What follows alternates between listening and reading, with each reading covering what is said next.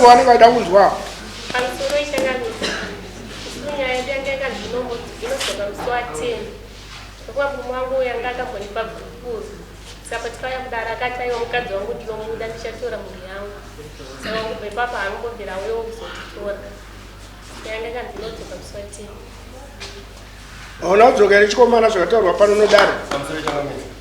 Mai wangu ndakamusendera meseji kataurira nobita amudzokerana. Ndaikumbira kuti modzimisa maintenance yamwe makanyoresa takaendesa kukona. Iwe mpana kanwesere nguva. Mukadzi unomuda. Unomuda. Saka zvimati tikanyara isiroka mashuka kutunga nyama. Ngakuzoda kutradwa nezvekuti hama yangu hazvishandi.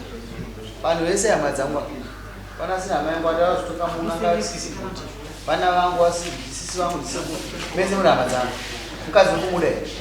Zvementenezi ndinokanzi zvikufamba here mazvo wakabhadhara maintenance yacho saka unoti akanzwire chiyo sotabhadhara nasema saka umwe pana pati hatifunge here pana taura zvauda mani atikwestirwa nguva pana asekuru heya asekuru vake gavawe pana ipadzi uraunditembere nanzi yapinda kwenye maintenance nyaya yako ikukazunga. Aiwa, yapinda papi nyaya maintenance. Unukaza kuyapa chipati.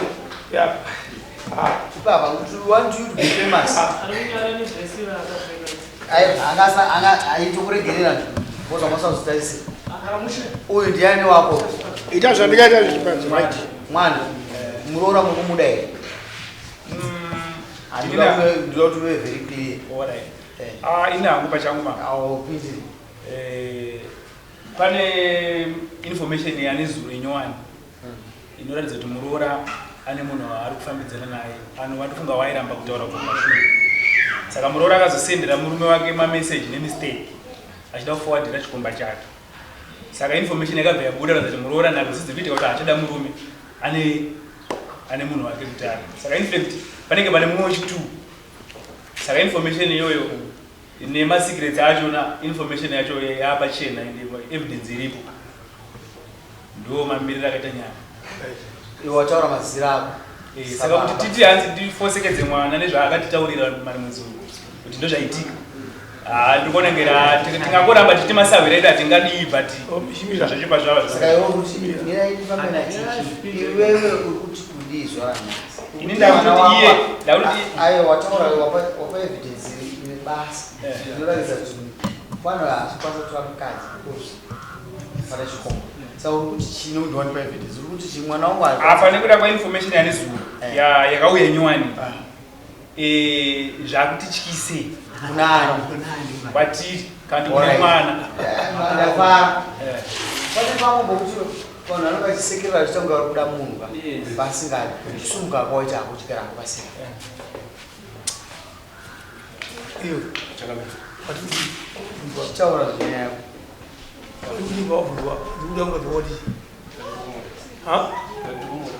uchikumuda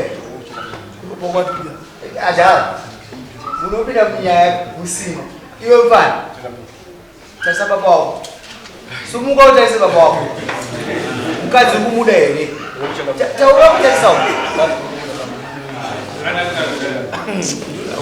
dzimba idzika idzi varume munorasiswa nevanhu shamari unorasiswa usapinde nyaya dzevana enda kumba unoudza ifichipadzi nearege kupinda pano kuno basa redu haisi nyaya yekutanga saka tikafanira tichitoenda ikumba tinoziva pane vanhu vari kukonzeresa kazavana chikomba kasukumuda tichitangira amama anzi maakuita mukurukwana tone message tibva tangombata asati wesere nguva tine vamwe kutonga foni yacho tipe message yemufoni ndonakisa pamusoro iyoyo zvaine chidzongwa kozi yateni nyaya yechitiri yatada kutongeswa iyoyi yacho iyoyi chii chakakutadzisa iwe kunotora kozi meseji haizero inotora mukadzi kana watumwa nedaro kuti ndotora mukadzi wako waifana kuti ukwane tsoka dzako kuti ndotora mudzimai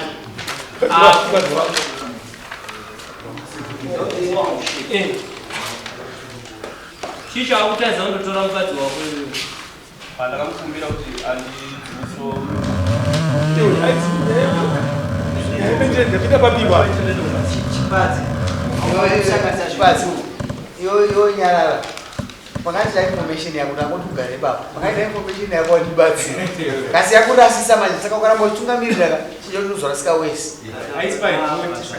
Haisi akwakada. Chipatsi. Wewe usasanganyisa. Hawadagira mukadzi wako ifana kunotora mukadzi wako pasina ma conditions. Mutaka vakagosara mupambo. Wozochitaka kuchigadzisa. Ndikudzivisana zvooneka kana paya papa pakadzima wodzimisa miterenzi. Wogara waniko bva muchanja kuri. Ndinotaura pafoni chikutaura zvokuya kumba akataura kuti ndoda kubasa. Kakati wankufana kutanga inotora mukadzi kumba. Ndozvaunofana kutanga waita. Oya kumba pesi. Ndoti mendenedza aina kana basa. Aina basa kana chinhu chifamba chengeta vana. Chengeta vana vedu. Yabasa. Kulipa kwete. Naisisi. Message yaenda kunani? Tinogadziseka ndo dzimba dzacho dzamubuda idzi. Pamusoro ichangamira. Murume wangu yachindiramba paakandipa guku. Ndinoti munowana kuti ibva paakatipa guku repapo. But murume wangu paakazobudza kuti paakataura mbomudare kuti mukadzi wangu ndiri kumuda. Munhu ndaasati wandamuramba bani nditoromudzira kumudza kuti handichana nezvake kuti ndakudzokera kumba kwangu. Mama kapuwa guku here. Ndandikapiwa guku. Mama kapuwa guku. Murume nyangu ramba chindokudai. Muri kumutaura tsara. Pamusoro ichangamira. Ndikuona kunge haasi kuda kundibudira pachena. Akakudai pachena. Imi mane boyfriend kachimubudirai pachena.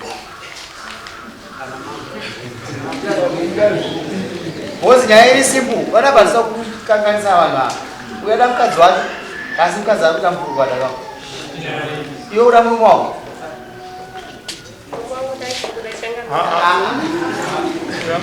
Iwe uda murume wako here. Ngachingoti zvingopere mchangamira. Azingazvipera. Mwana wangu kurisi. Kuno mutactical wechasi tinenge tinawo. Iwe usashere nako umupo.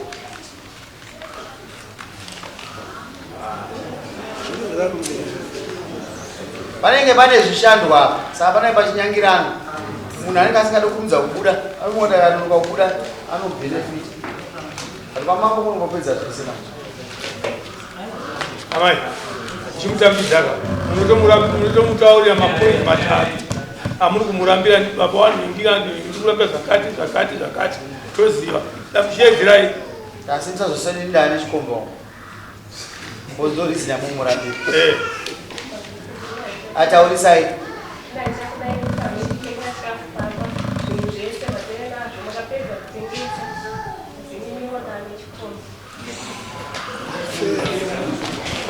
Abenyo ari pe. Bali aba bali chiki manje. Tambira abo ndiri. Mapurisa tinotora vadzidze. Oya nani na baba wako. Tirakudzidzisa kuti unomuchiura atichidi. Seva isamoni mukomana wako. Iwewe tora cherere rako risako chimboribatai. Titamira bata chikomba first. Toti zvinyaya idzi dzipere vanhu vadzidze. Bozi takaramba zvinhu zvichiitika. Tinoramba tine dambudziko. Bata chikomba varume. Ini yake ndimbochengeta. Ndizozve. Mpe akafamba yako. Mpe. Pamusoro imamo. Mpe vabereki vako.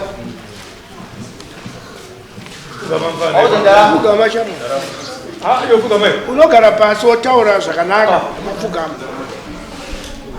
Varambwa. Tendai kumba. Achinyanyadzise mwana unoita zvakanaka. Musaite madhabhuri standards mava kudare. Kaamire mudzoke kudare ozoita boyfriend yake. Handizvozvo. Kana mune zvamukashanda mese moita sei? Mugowana zvipamutemo. Woisa samoni rako. Handizvozvo. Mugowana zvipamutemo. Ari zvino hapana munhu anomovha zvinhu. Kugowana zvinhu. Nyaya yacho chitoro message report. Message report. Endai munogara kumba kana yapera moto.